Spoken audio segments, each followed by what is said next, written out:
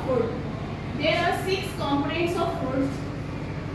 Out of them, 3 components gives us energy. They are called energy giving food.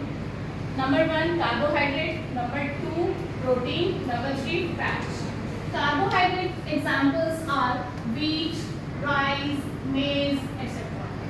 Protein examples, there are plant sources and animal sources. Plant sources, pulses, soya bean. Animal sources, fish, meat, egg.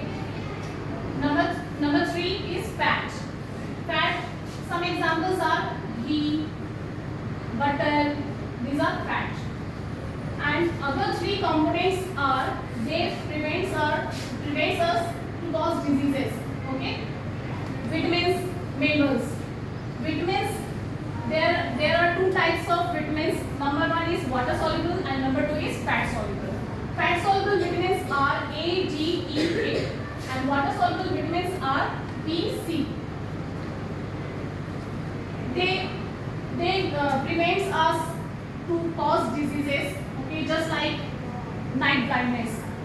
This disease is occurred due to deficiency of vitamin A.